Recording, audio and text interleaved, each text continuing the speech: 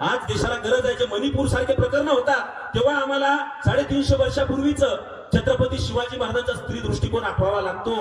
कर्नाटकमध्ये बेळवाडी नावाचा किल्ला आहे आणि या किल्ल्याची किल्लेदार एक स्त्री होती. त्या स्त्रीचं नाव आहे सावित्रीबाई देसाई. ही शत्रूची स्त्री आहे, लक्षात घ्या. आणि ही शत्रूची स्त्री असून सुद्धा छत्रपती शिवाजी महाराजांनी ही मोहीम कुणाकडे दिली तो गड जिंकण्याची, तर सख्खे मेवणे सखूजी गायकवाड यांच्याकडे.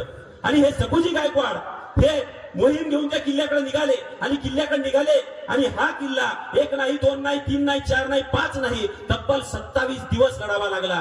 27 दिवस शत्रूच्या स्त्रीने, लक्षात घ्या, हा किल्ला लढला. परंतु 28व्या दिवशी या स्त्रीचा पराभव झाला आणि सूड भावनेनं, विजयाच्या उन्मादात या सखूजी गायकवाडनं त्या स्त्रीवर अतिप्रसंग केला. आणि अतिप्रसंग केल्यानंतर ही बातमी शिवाजी महाराजांच्या कानावर गेली. आणि शिवाजी महाराजांच्या कानावर गेल्यानंतर शिवाजी महाराजांनी या सखूजी गायकवाडला, लक्षात घ्या, सख्खा मेवणा आहे, त्याला सदैव हजर केलं.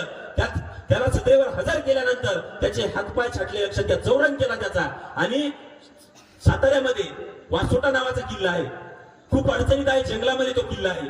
त्या किल्ल्यात त्या सखूजी गायकवाडला डांबलं. स्वतःचा सख्खा मेवणा आहे म्हणून गय शिवाजी महाराजांनी केली नाही, लक्षात घ्या.